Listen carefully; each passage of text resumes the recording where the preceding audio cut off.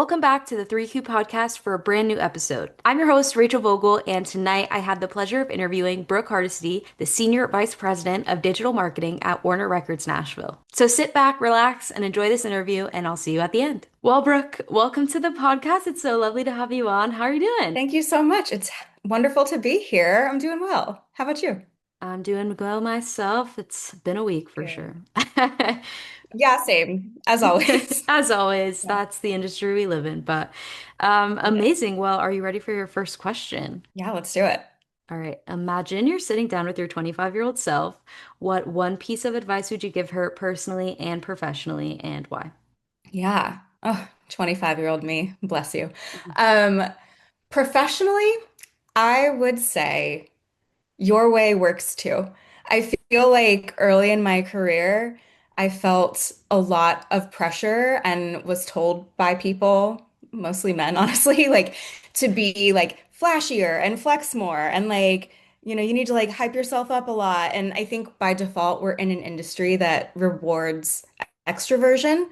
And I really struggled with that for a long time because I would really, really try, but it never really felt right. And it was just like kind of a deeply uncomfortable experience, to be honest. But I felt like it was who I had to morph into in order to succeed. And I've learned in recent years that, you know, being myself and my kindness and my softness and just relying on being like deeply competent and smart and really good at what you do and treating people well, like it might take you a little bit longer, but it will ultimately feel so much better and so much more rewarding when you can look back at your interactions and the relationships you've built and the things you've accomplished, and it's all stuff that you feel was 100% you and real, and I'm really proud of all of it.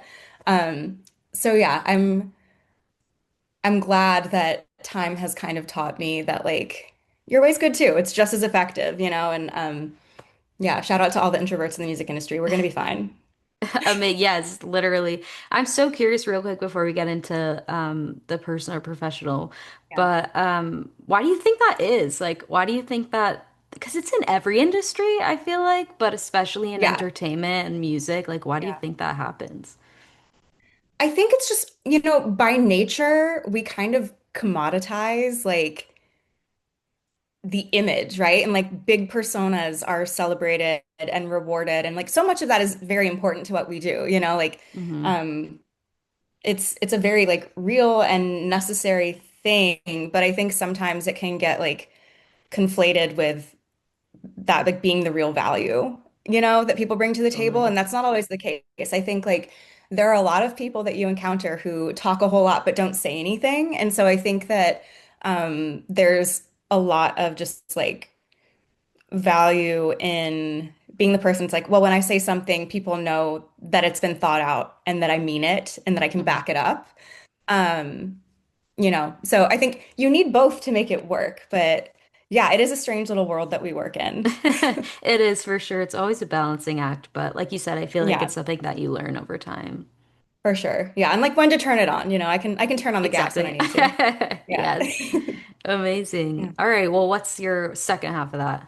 On the personal level, I think your career is not your identity. I think we kind of tied to the first point, but you know, I feel like we work in an industry where we're so attached to like introducing ourselves, and it's like, I'm Brooke, I work at Warner, here's who I represent, and these are the things that I do. And it's our value, I feel like, can get really, really wrapped up in our accomplishments and our proximity to success. And yeah, not to like go dark on you or anything, but I 3 years ago was diagnosed with cancer, and it forced me away from work for the first time in over a decade where I wasn't able to. I had to like actually step back and reconcile like, okay, well, like who am I without this? And like what do I do? And like how do I introduce myself if not in some way tied to my career? And kind of coming from this place where I'd like always been gunning for something, like what's the next like goal I'm trying to check off? What's the next promotion? What's the next thing I'm trying to do? And really sitting with that and just coming to understand like you're not like inextricably tied to your career in the way that I think so many of us kind of like become, just because it is a lifestyle job. Like It's not your normal 9 to 5 where it's like I send little emails then I go away. Like it's very much tied to, what you do all the time. So, and so much of who your friends are. And, Hmm. so um, I think like looking back at that, just really understanding like who am I? What do I do in my spare time? What are the things that bring me joy that have literally nothing to do with how I'm adding value to someone else's career, you Uh-huh. know? And just like it's okay to take care of yourself. I feel like nobody really Yeah. like it's okay to take a walk in the middle of the day and like not think Yeah, I about your know. email. Yeah, and like the beautiful thing about like once you figure that out, the rest also kind of falls into place and you feel like less stressed and attached to that all like working perfectly all the time, you know? So, yeah. Exactly. Okay, next question. Every industry has its dirty little secrets, and some are not always bad. So, what's one secret you would like to share about the music industry? I think that people believe that the music industry is this like very, very cutthroat, nefarious thing where like everyone's backstabbing and out to get you. And like, don't get me wrong, like that absolutely does exist and I've encountered it and it's awful. Those people they're out there and they will find you. But for the most part, I think especially in Nashville, like we have such a special like little world in this industry where people genuinely like want to help you more than you would realize and are much kinder and more collaborative than you would think. Like you still have to work your ass off and it's deeply competitive, but I can't tell you how many times like I've been pleasantly surprised at getting connected to someone because I just like needed to, needed a favor, needed that. And like people are like, oh, absolutely, yeah. And I think especially for people who are just coming up, who are like intimidated by these like big executive figures, like no one's that scary. Like literally no one is that scary. And so just like shooting your shot and making the connection with people on a human level goes so far. Yeah. And also like I think it's important to have the perspective too of it's really cool and we generate a lot of money and we do really big flashy things, but it's also like not that serious. I think it's important to remember that it's meant to be fun and like we all work in music because we love music. And like finding ways to find the joy in it where you're not just like trying to accomplish something can be like deeply fulfilling and rewarding. Um, like it's silly. Like at the end of the day, like we're talking about like TikToks, and like Right. that's fine. It's fine, but like no one's dying. So I think Hmm. just like that perspective is so important. Um and yeah, like I but on the other side too, like I think it's important for people to understand if you're trying to like get into this industry, like it is still a business. It's really fun. Like I appreciate that I'm not like marketing like laundry detergent and toilet paper. Like it's way more fun to work in music, but it is still a business and it's really hard.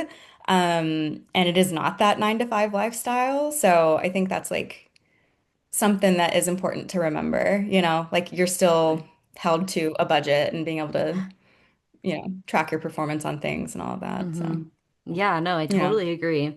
Back to you mentioned like relationships, and obviously when you're getting started, that's like a huge part of the business and it never changes. yeah. But I'm curious, like, how has your approach to building those relationships, not just where it's like direct team, somebody that you manage or somebody that manages you, but building those relationships, how has your approach changed like throughout your career, would you say? It's always been very like human centered. I am a softie. I can admit it. So like I always am trying to build some kind of human connection with people. And I think like especially in times of like tension or conflict, like just humanizing it and like having a real conversation with someone on the phone or like getting to know them as a person, like it makes you not just like an email address and an inbox and adds that layer of just like real life to it.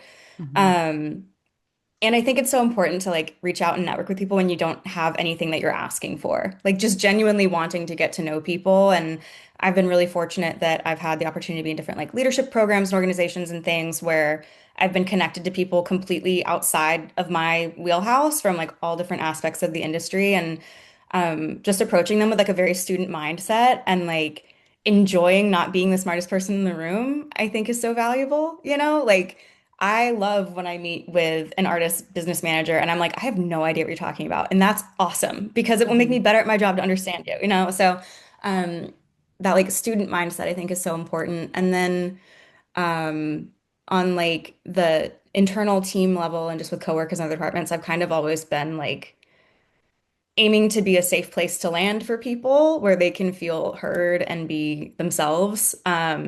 So obviously I have my immediate team that I'm like deeply passionate about Mhm. mentoring and care about so much, but I have a lot of like adopted kids too. And it's really exciting to like see them succeed. Like I think the coolest and highest compliment is when you have someone that like used to work for you that goes on to do really, really incredible things, you know? Like that is so invigorating and exciting. And I've probably gotten off topic now, but No, you keep know, going. that's how I view relationships. Okay, I'll Amazing. yap. I love it. Yeah. Yeah, no, that's great. I feel like, yeah, it's a huge takeaway too. Just like we all can always learn something, there's always something to learn from somebody else. All right, well, final question. Throughout your career, you've been asked plenty of questions, whether it was being interviewed for an industry conference, the media, or maybe even a promotion. But what's one question that you've never been asked but would like to have been asked, and what would be your answer? Thought a lot about this. Um, First one is like, are you okay? And would you like to go to the spa for a weekend? That sounds like a great And the question that answer no is one's yes. asking. Yeah, the answer is yes, but like no one's asking.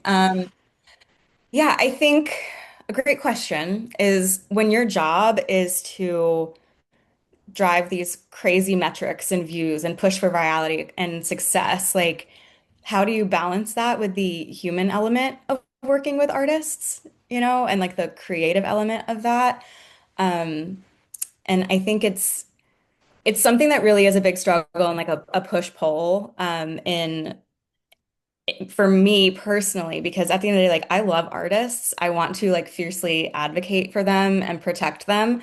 And I also know I'm the person at the big label that's telling them that they need to be doing all of these things in order to promote themselves and like, oh, we need your personality content. And like, I know that they hate hearing that. Like, I understand it. But it is so important. So I think like finding ways that you can make it sustainable for an artist and make it like fun? Like, what is the thing that's working? Because I think the worst thing you can do is try to put someone in a box and like replicate some formula that has worked for someone else. And also just like, again, perspective. Mhm. I can't tell you how many times I've worked with an artist who is beating themselves up because like, oh, my post totally flopped. It only got 60,000 views. And I'm like, right, that's Nissan Stadium, actually. So like, Yeah. how would you feel if you happen to get your music in front of 60,000 people? I would say that's really successful, right? And it's all like, what are your objectives? And um, I think always centering the human element on both sides of that transaction is so important. Like you have an artist who is a soul that is trying to very vulnerably put their creative output out there.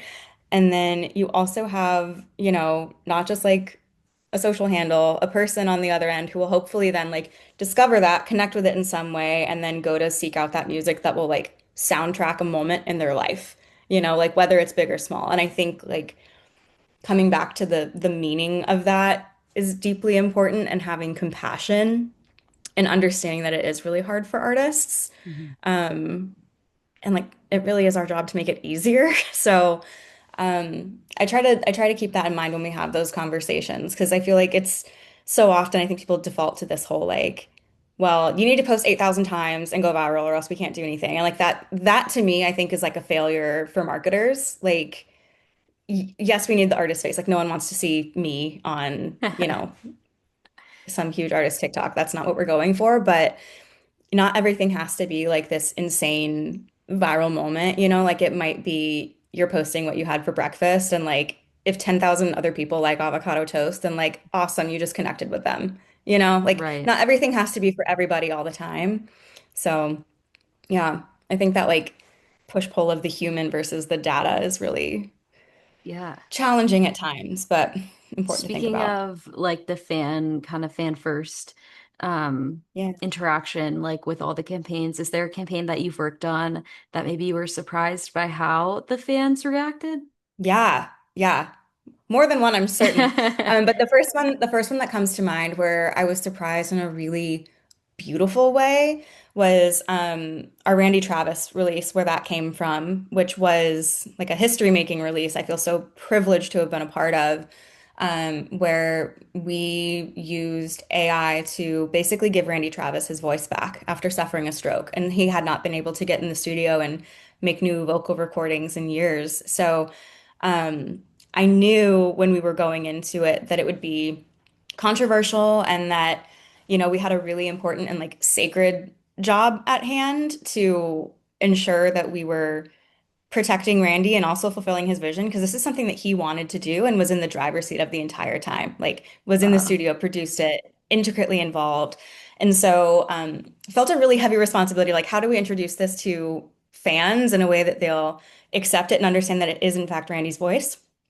Um, and so yeah, put a lot of thought into how we would share it. And I thought, like, what better way to encourage fans to embrace it and accept it as Randy than to show other country artists who are icons in their own right, kind of giving it their stamp of approval and showing that, like, they could feel that it was Randy and we're excited about him being able to put out new music. We pulled artists into the studio to react to hearing it for the first time, had like Cole Swindell in tears, Reba's freaking out. Like there were all sorts of people.